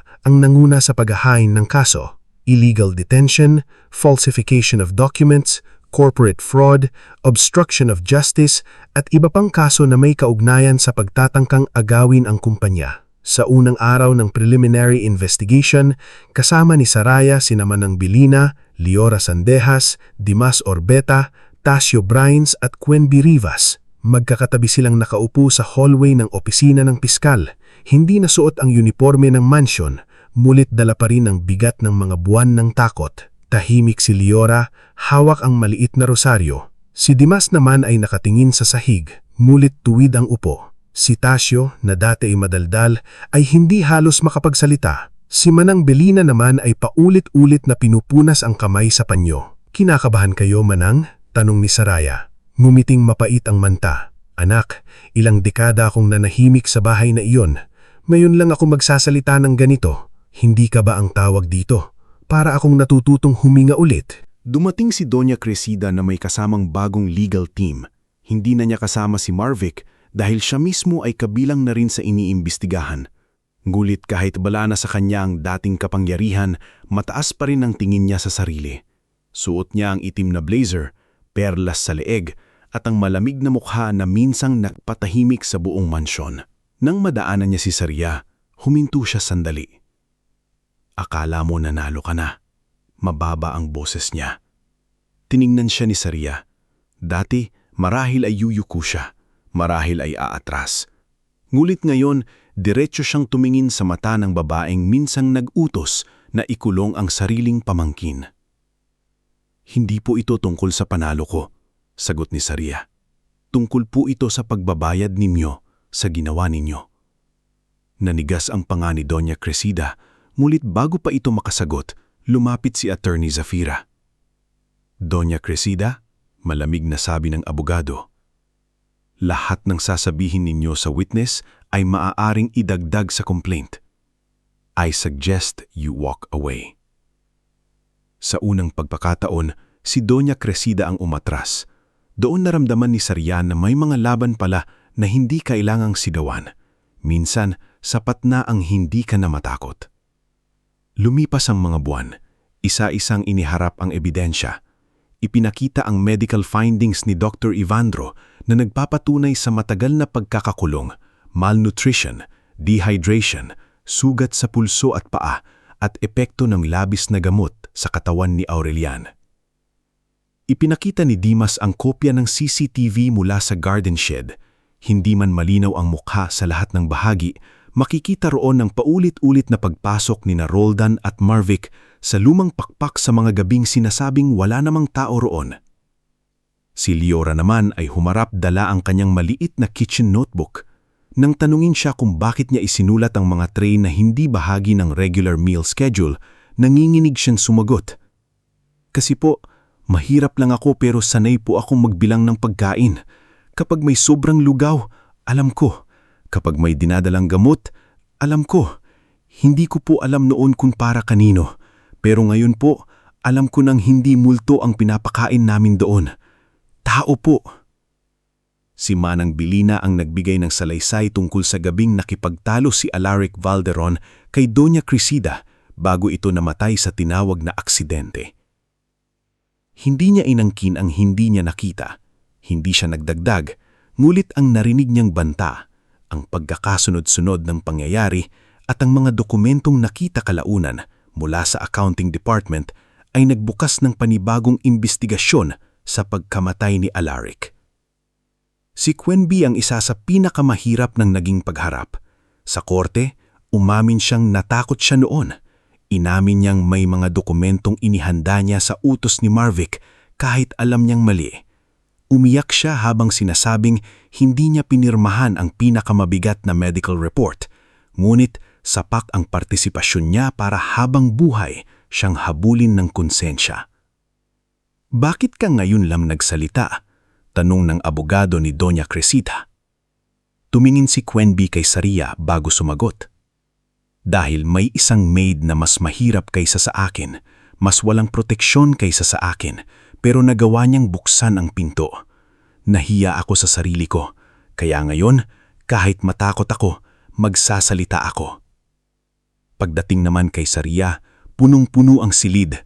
Naroon ang ilang empleyado ng Valderon Group, mga dating scholar, media at mga kasambahay mula sa ibang tahanan na nakarinig sa kaso.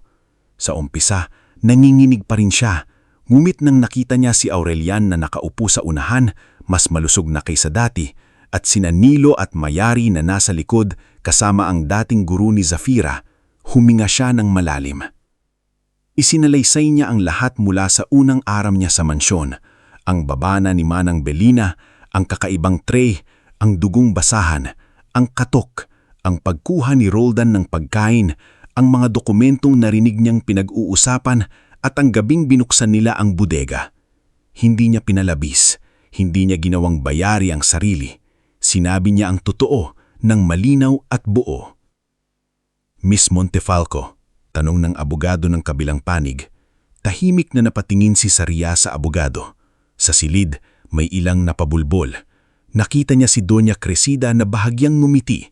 Tila iyon ang gusto niyang ipamukha na mabibili rin si Saria. Wala po akong natanggap na pera para magsinungaling, sagot ni Saria. Kung pera lang po ang habol ko, dapat noon pa ako tumanggap ng bayaran niya ako ni Attorney Marvick para manahimik, pero hindi ko po ginawa. Pero tinulungan ka ni Mr. Valderon matapos siyang maligtas, hindi ba? Opo, tinulungan niya akong mailayo ang mga kapatid ko sa panganib. Tinulungan rin niya ang ibang tumulong sa kanya. Pero hindi po yun bayad. Yun po ay proteksyon sa mga taong muntik ng mapahamak dahil nagsabi sila ng totoo. Natahimik ang abogado. Pagkatapos ay idinagdag ni Saraya, mas malinaw ang boses. At kung gusto ninyo pong malaman kung bakit ako nagsasalita, hindi po dahil may ipinangako sa akin. Nagsasalita po ako dahil nakita ko ang taong nakatali sa bodega. Narinig ko ang boses niyang humihingi ng tulong.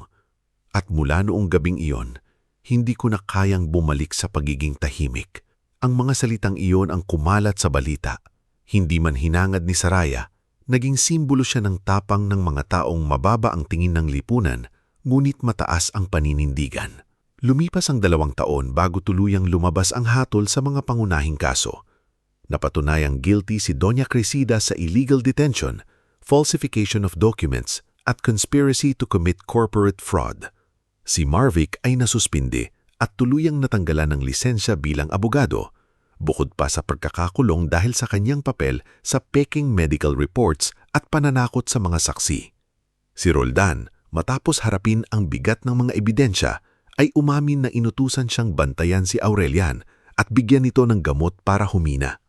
Kapalit ng kanyang testimonya sa mas malalim na imbestigasyon sa pagkamatay ni Alaric, nakatanggap siya ng mas mababang parusa, ngunit hindi siya nakaligtas sa kulungan. Hindi agad nabuksan ang buong katotohanan tungkol kay Alaric, ngunit sa tulong ng bagong ebidensya, muling binuksan ang kaso ng tinawag noon na aksidente. Para kay Aurelian, sapat na muna ang unang hakbang. Hindi niya ipinangakong mabilis ang hustisya, ngunit ipinangako niyang hindi na ito muling ililibing. Matapos ang hatol, bumalik si Aurelian sa pamamahala ng Valderon Group. Ngunit iba na siya. Hindi na siya ang dating negosyanteng mabait, ngunit minsan ay masyadong nagtitiwala sa dugo at apelido. Mas maingat na siya ngayon. Mas nakikinig sa ordinaryong empleyado. Ang una niyang ginawa ay ibalik ang Scholarship Foundation na ipinasara ni Crescida. Pagkatapos, pinasimulan niya ang isang bagong programa na ipinangalan kay Alaric, ang Alaric Foundation for Workers and Scholars. At doon nagsimula ang panibagong buhay ni Saraya. Hindi siya binigyan ni Aurelian ng malaking tseke para lang matapos ang kanyang kwento. Sa halip, kinausap niya ito ng seryoso isang hapon sa maliit na opisina ng foundation. Saraya, sabi ni Aurelian, "You once told me you wanted to become a teacher." Nagulat siya. "Naalala niyo po iyon? I remember things people say when they think their dreams no longer matter." Napayuko si Saraya. "I want to offer you a scholarship," pagpapatuloy ni Aurelian. "Not as payment, as a chance. You can study education, social work, or whatever you choose. And if one day you want to work with the foundation, the door is open. But the decision is yours." Matagal na tahimik si Saraya. Sa dami ng nangyari, halos nakalimutan niyang minsan pala siyang nangarap para sa sarili. Hindi lang para kay Nanilo at Mayari, hindi lang para mabayaran ng utang, hindi lang para makaraos. "Gusto ko pong mag-aral," mahina niyang sabi. "Pero gusto ko rin pong tumulong sa mga kasambahay na walang boses." Ngumiti si Aurelian. "Then we build something for them." Sa mga sumunod na taon habang nag-aaral si Saraya, tumulong siya sa pagbuo ng programa para sa household workers, legal orientation, emergency hotline, temporary shelter, at scholarship para sa mga kapatid o anak ng mga kasambahay. Si Manang Belina, na nagretiro na mula sa mansyon, ay naging supervisor sa training center. Tinuruan niya ang mga bagong kasambahay hindi lang sa tamang paglilinis at pag-aalaga ng bahay, kundi pati ng karapatan, kontrata, at kung kailan dapat humingi ng tulong. Si Leora ay naging head cook sa foundation canteen. Naipagamot ang kanyang anak sa tulong ng medical assistance program at kalaunan ay nakabalik ito sa paaralan. Si Dimas naman ay namahala sa isang maliit na shelter farm sa Laguna kung saan pwedeng pansamantalang tumira ang mga batang walang matakbuhan. Si Takyo, na minsang mahilig sa chismis, ay naging transport coordinator ng foundation at madalas niyang biro. "Dati, chismis ang dinadala ko. Ngayon, scholars na." Si Quenby ay nagpatuloy sa pag-aaral ng law. Hindi naging madali para sa kanya ang bumawi dahil may mga taong hindi agad naniniwala sa pagbabago niya. Ngulit tinanggap niya iyon. Madalas siyang mag-volunteer sa legal clinics ni Attorney Zafira. Tahimik na nagtatrabaho, hindi humihingi ng papuri. Si Nanilo at Mayari naman ay nakapagtapos ng pag-aaral. Si Nilo ay kumuha ng kursong accountancy dahil gusto raw niyang matutong magbasa ng numero para walang mahirap na maluloko ng peking papeles. Si Mayari naman ay sumunod sa yapak ni Saraya at nangarap maging guro. Isang umaga, 5 taon matapos mailigtas si Aurelian sa bodega, muling bumalik si Saraya sa Valderon Mansion. Ngunit hindi na iyon ang dilim at malamig na bahay na una niyang pinasukan. Bukas na ang bintana. Maliwanag ang hardin. Wala na ang magabantay na tila laging may itinatagong dahas. Ang lumang pakpak na tila kinatatakutan ng lahat ay inayos at ginawang memory room at maliit na chapel. Sa dating bodega kung saan nakatali si Aurelian, may nakasanggit ng plaka. Para sa lahat ng boses na matagal ikinulong at para sa mga taong naglakas kuroon, makinig. Tumayo si Saraya sa gitna ng silid. Naalala niya ang amoy ng amol, ang dugong bindahe, ang mahina at paos na boses ni Aurelian. Ngunit hindi na siya nanginig, hindi natakot ang bumalik sa kanya, kundi pasasalamat. Hindi sa sakit, kundi sa lakas na natagpuan niya matapos nito. Lumapit si Aurelian sa tabi niya. Mas malusog na ito, mas mapayapa ang muka, ngulit may lungkot pa rin kapag naaalala ang kapatid. Alaric would have liked this. Sigurado po ako, sagot ni Sarya. Saglit silang natahimik. Sa paglipas ng mga taon, naging malalim ang samahan nila. Hindi iyon minadali. Hindi iyon isiniksik sa gitna ng kaso o utang na loob. Nagsimula yun sa respeto, naging pagkakaibigan, naging pagtutulungan, at sa tahimik na paraan, naging pagmamahal na hindi kailangang isigaw. Alam ng lahat sa paligid nila na mahalaga sila sa isa't isa, ngunit mas mahalaga sa kanila na maayos muna ang mga sugat ng nakaraan bago bumuo ng panibagong bukas. May ribbon cutting pa tayo, paalala ni Aurelian. Hinihintay ka na ng mga bata. Sa labas ng mansyon, nakahanda ang pagbubukas ng unang paaralan ng Alaric Foundation. Naroon ang mga scholar, household workers, empleyado, kapitbahay at ilang pamilyang natulungan ng programa.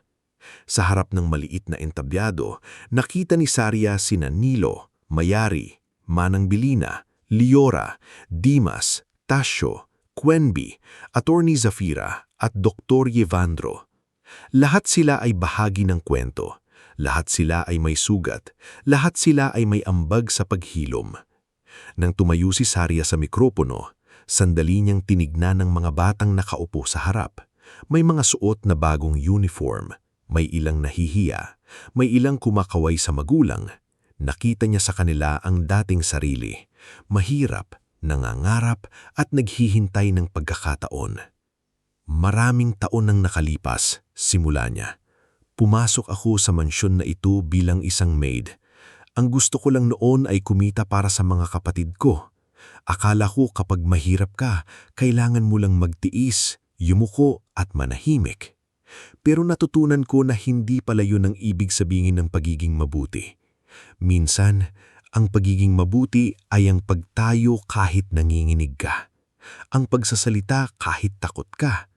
Ang pagbukas ng pinto kahit hindi mo alam kung ano ang naghihintay sa kabila. Tahimik ang lahat. Tumingin siya sa mga bata at ngumiti. Kaya sa inyong lahat na nandito ngayon, tandaan niya ito.